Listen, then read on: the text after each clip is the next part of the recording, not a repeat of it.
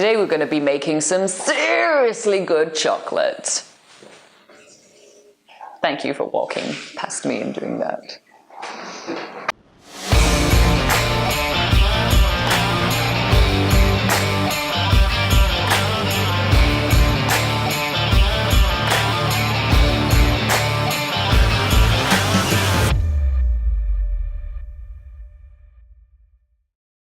We are in Invercargill, where we're going to the Seriously Good Chocolate Company, and we're going to be making our very own chocolate.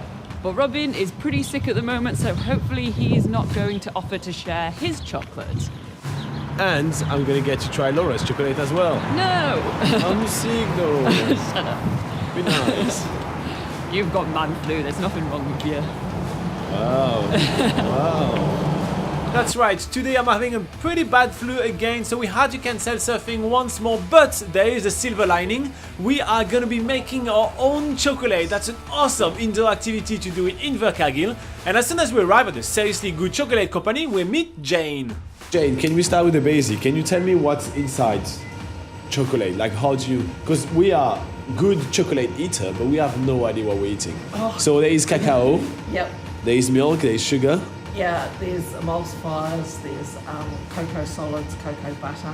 I can show you some cocoa butter after. I'll see if I can find it. Jane is showing us all the ingredients involved in making chocolate, including the delicious fillings as well. And then we're doing a bit of a tour of the chocolate factory, which involves, of course, sampling some chocolates. There's rows and rows of chocolates, and I feel like I am in chocolate heaven right now.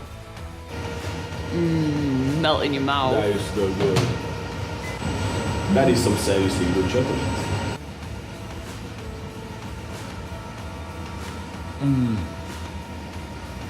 No, that's my kind of chocolate. We're trying mint dome. Jane also puts fruit in her chocolate, and if you've ever wondered how that's done, well, Jane is showing us right now. So she has bags and bags of freeze-dried fruit, and this is exactly how they get fruit in chocolate. Instead of dehydrating your freeze dry, takes all the moisture out, keeps all the nutrition in, and they'll last So if you 3-4 years. if you plug this in the water, which has become what? And back. At least 90, Revives. they reckon 95%. Can we do that with one nutrition. grape? Can we just take one grape and put it in water? I want Yeah. to see how that works. Yeah. Can I? I'll go and get a glass. It's quite incredible to see those pieces of grape that went from the side of a blueberry to a full-grown grape. It's awesome. Jane also takes the time to show us a few of the Christmas packaging for her chocolate. They're really funky, I really love them. But let's get right to the meat and let's start making our own chocolate. We've made the mixture and you'll fill it. But don't take it to the top, because if you take it to the top, you won't be able to put the layer on top. So that's what you're going to do over there on the machine. Okay. And then we let it set.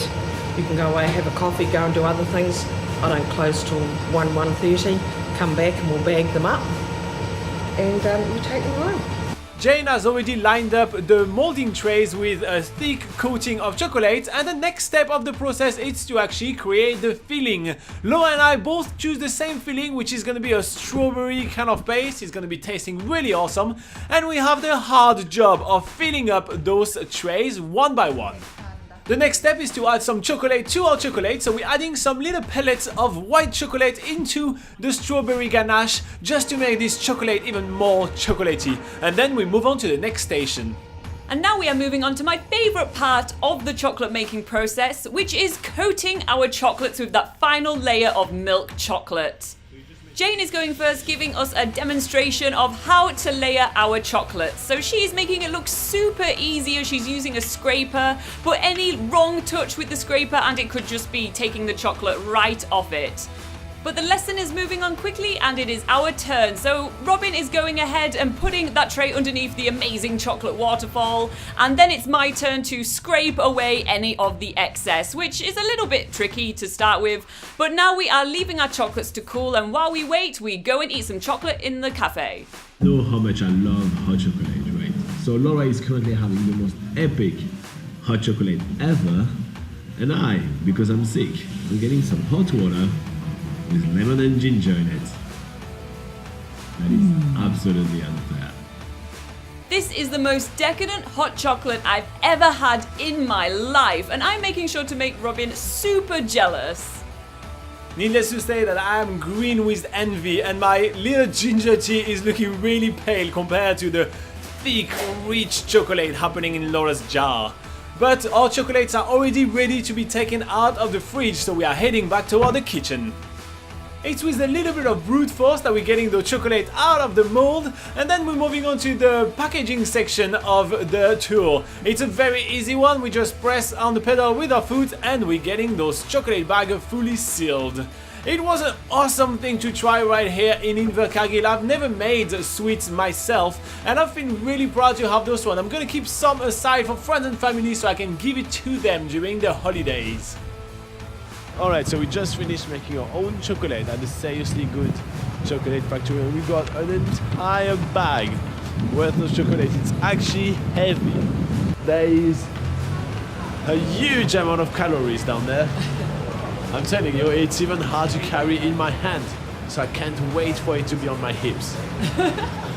Or make it just even the weight distribution. Exactly, you know. This is the best right now way it's too for it to hard. be. I think it should be used to lower my center of gravity. And for this reason, thank you, Seriously Good Chocolate Company. You've made my day. Do I have any on my face? Nah, you're fine. Are you sure? Yeah. I feel like I might have some. Oh, I do. I have a little bit, don't I? So much on your fingers as well. This was what happens when you make chocolate yourself. Now I know. No, that's just you trying to eat one hot chocolate.